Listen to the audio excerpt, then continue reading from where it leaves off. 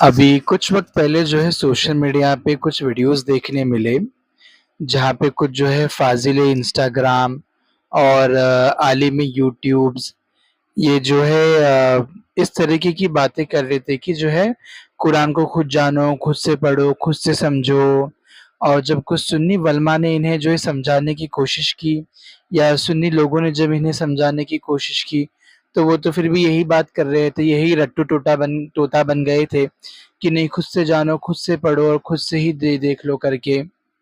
دیکھیے، یقیناً ہر مسلمان کو جو ہے اس مقدس کتاب کو پڑھنا چاہیے، جاننا چاہیے کہ اس میں ہمارے رب نے ہمارے لیے کیا رکھا ہے، کیونکہ یہ وہ کتاب ہے کہ ہدی للناس، انسانوں کے لیے یہ ہدایت کی کتاب ہے، اور لا ریب فی، اس میں کوئی جو ہے شک کی بات نہیں ہے، اور اس میں ہے کیا؟ طبیان لکل شیء، ہر چیز کا بیان ہے۔ لیکن ہر چیز کا بیان جو اس کے اندر ہے اس کو ہر کوئی نہیں ڈھونڈ سکتا۔ میں نے کچھ ٹائم پہلے جو ہے کسی عالم کی ایک پوسٹ کو پڑھا تھا کہ کہیں غالباً جو ہے عرب میں ہی کا ہی یہ واقعہ تھا کہ ایک بڑے عالم دین کے پاس جو ہے غالباً ایک کرسچن بندہ آتا ہے اور وہ یہی کہتا ہے کہ آپ کی قرآن میں تو لکھا ہوا ہے کہ جو اس میں جو ہے سب چیز کا بیان ہے، تو آپ میرے کو جو ہے بریڈ بنانے کا بتائیے کہ کیسے بنانا ہے کر کے قرآن سے۔ تو انہوں نے کہا کہ ٹھیک ہے تو رک جا۔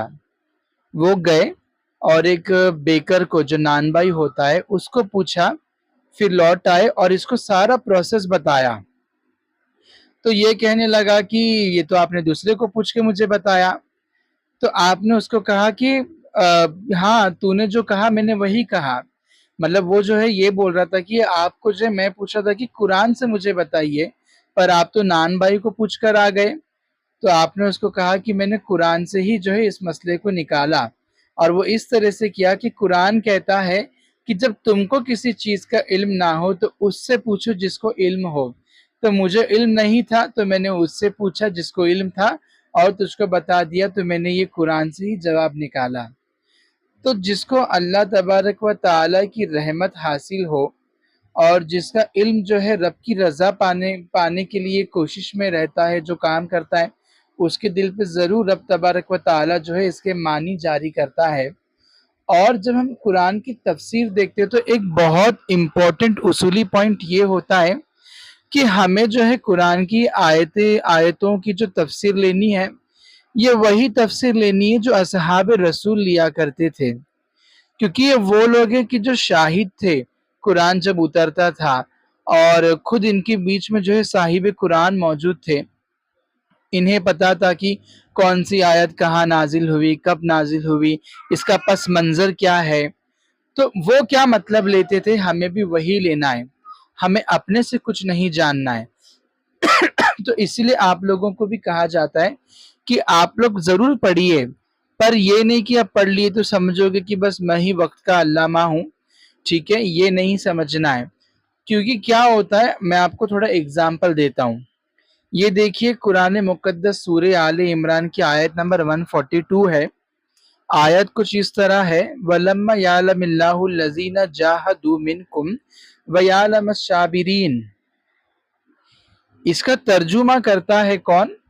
اشرف علی تھانوی، جو دیوبندیوں کا حکیم الامت، شیخ الاسلام، یا پتہ نہیں اور کتنے ڈزن جو ہے القابات اس کے پاس موجود ہوں گے۔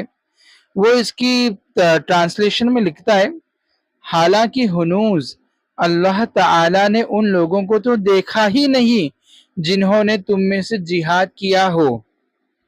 اور اسی جماعت کے کچھ لوگ، دیوبندی محمود الحسن، وہ بھی لکھتا ہے، اس کا ٹرانسلیشن کرتا ہے، اور ابھی تک معلوم نہیں کیا اللہ نے جو لڑنے والے ہیں تم میں۔ ان کو یہ پتا ہے کہ اللہ کو نہیں پتا، معاذ اللہ۔ اور یہ لوگ تو کوئی جاہل لوگ بھی نہیں تھے، باقاعدہ پڑھے لکھے ہی لوگ تھے، پر وہی ہے نا کہ خدا جب دین دیتا ہے تو عقلیں چھین لیتا ہے۔ اب میرے رضا نے دیکھیے اس کا کیا ترجمہ کرا۔ سیدی اعلیٰ حضرت اس کا ترجمہ کچھ یوں کرتے، اور ابھی اللہ تعالی نے تمہارے غازیوں کا امتحان نہ لیا۔ دیکھیے، نہ تو رب کی گستاخی ہوئی اور جو آیات کا مفہوم نکلنا چاہیے تھا کتنا اچھے سے آپ نے اس کو نکالا کہ ابھی غازیوں کا امتحان نہ لیا، کیونکہ رب تو علیم و خبیر ہے، اس کو تو پتہ ہی ہے، وہ تو ہمارے دل کے حال کو جانتا ہے۔ تو ہم ایسے کیسے ٹرانسلیشن کریں گے کہ اللہ نے نہیں دیکھا، اللہ کو ابھی اللہ کو جو ہے دیکھا ہی نہیں ہے کہ کون کیا ہے نا۔ اور ایک ایگزامپل دے دوں، سورہ انفال آیت نمبر 30 ہے، وَيَمْكُرُونَ وَيَمْكُرُ اللَّهُ وَاللَّهُ خَيْرُ الْمَاكِرِينَ۔ اب دیکھیے پھر اشرف علی تھانوی اس آیت کا ترجمہ کیا کرتا ہے، اور وہ تو اپنی تدبیر کر رہے تھے اور اللہ میاں اپنی تدبیر کر رہے تھے، اور سب سے زیادہ مستحکم تدبیر والا اللہ ہے۔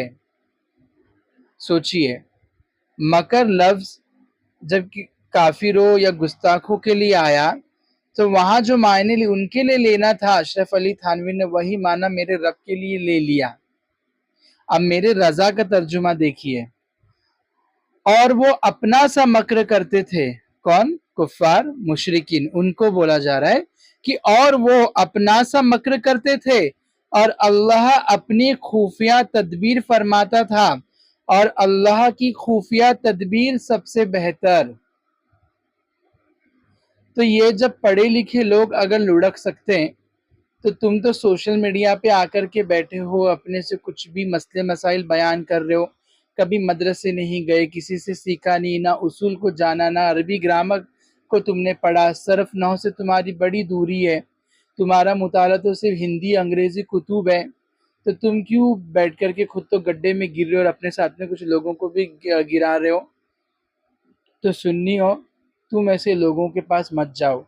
اگر آپ پڑھنا چاہیں تو آپ خزائن العرفان لے لیجئے، اس میں جتنی باتیں ہیں وہ ایک عام مسلمان کے جاننے کے لیے جو ہے کافی ہے، پر ہاں یقیناً زیادہ کوشش کرنی چاہیے کہ علم حاصل کرے اور زیادہ سے زیادہ اس دین کو جانے کہ ان الدین عند اللہ الاسلام، کی اللہ کے نزدیک، اللہ کے قریب جو دین ہے وہ دین اسلام ہے۔ تو اللہ نے اگر ہمیں ایمان کی دولت دی تو ہم ہمارے دین اور مذہب کو جاننے کی پوری کوشش کریں۔